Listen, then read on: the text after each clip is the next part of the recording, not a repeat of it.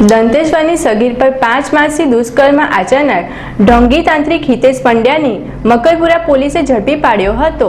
શહેરના દંતેશ્વર વિસ્તારમાં હિતેશ અંબાલાલ પંડ્યા તાંત્રિક હોવાનું જણાવી લોકોને છેતરી રહ્યો હતો। ત્યારે તાંત્રિક હિતેશ પંડ્યાએ એક પરિવારના સતત સંપર્કમાં રહી પરિવારની સગીર દીકરીને પોતાની વશમાં કરી છેલ્લા 5 માસથી દુષ્કર્મ આચરતો હતો।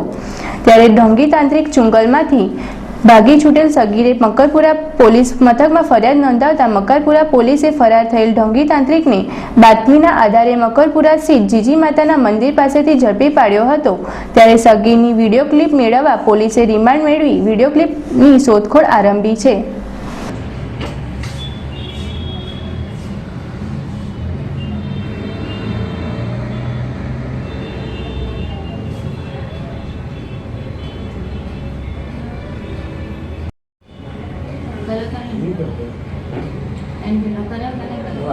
एक राउंड बाकी है। एक राउंड साहब ना नियमમાંથી નહીં બેઠા સાહેબ ના બેઠા છે બધું સાહેબ જેથી અમે 3-4 દિવસથી વિશે બરોબર એવું નહીં તમે જે કહેશો હું કરીશ પણ ના ના કઈ નથી કરું અમારે કશું કરાવવું આમ થયું બ્લેક થઈ અમારે સાલત્યારે બોલાવવી। 16 મુજબ અપહરણનો એક ગુનો નોંધાયો હતો। 16 વર્ષની યુવતી ગુમ થયેલો, તેમાં આગળ તપાસ કરતા તે યુવતી પરત આવેલી અને એને એવું નિવેદન આપેલું કે તેમના પાસે બાજુમાં રહેતા એક ભુવા હિતેશ પંડ્યા નામના છે, એમણે એનું અપહરણ કરેલું અને બળાત્કાર કરેલો। તો આ બાબતે તપાસ કરતાં પછી આરોપી જે હતો હિતેશ પંડ્યા એ ફરાર થઈ ગયો, જેને મકરપુરા પોલીસે સ્ટાફે સારી મહેનત કરીને એને શોધી કાઢે છે। ત્યારબાદ એના ઘરની તપાસ કરતાં એના ઘરમાંથી તલવાર, ગુપ્તી જેવા હથિયારો અને એક દેશી રિવોલ્વર અને 4 કાર્ટિજ મળી આવ્યું છે, જે પણ ગુનાના કામે આપણે કબજે કરેલું। તો સર અગાઉ એનું કે ગુનાહિત ભૂતકાળ ખરું સર? અગાઉ અત્યાર સુધી કંઈ જાણવા મળ્યું નથી, પણ એ બાબતે તપાસ ચાલુ છે। સર શું એ કોઈક યુવતીને કંઈક વિડીયો ક્લિપ ઉતારી હોય કે એવી કશું કોઈ હાથમાં આવ્યું છે? એવું અત્યાર સુધી કંઈ આપણે નથી મળ્યું। સર એના જોડે મદદગારીમાં કોણ હતી એનું કંઈ? મદદગારીમાં એની પત્ની હતી, એને પણ અરેસ્ટ કરવામાં આવી।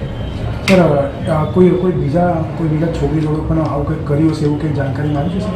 એ અત્યારે જે આરોપીની પૂછપરછ ચાલુ છે અને વધુ જાણકારી મળશે તો ચોક્કસ જાણવા મળશે। Thank you.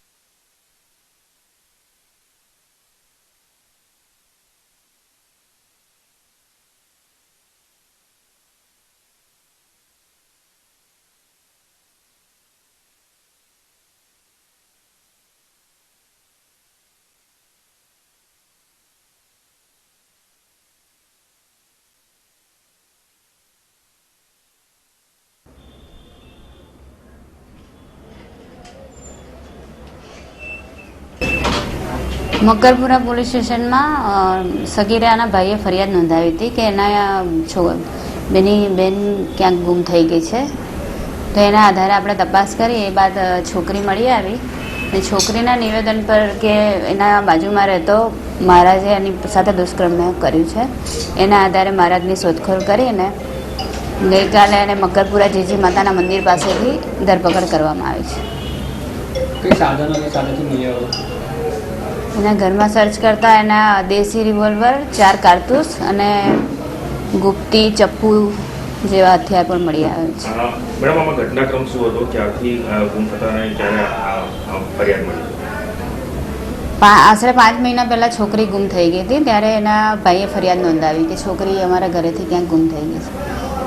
ત્યારબાદ 5 મહિના પછી છોકરી પાછી આવી ઘરે, ત્યારે છોકરીએ આપણને સ્ટેટમેન્ટ આપ્યું કે એની સાથે એની બાજુમાં રહેતા ભુવાએ આવી રીતના દુષ્કર્મ કર્યું અને એને 5 મહિના એના ઘરમાં ગોંધી રાખી।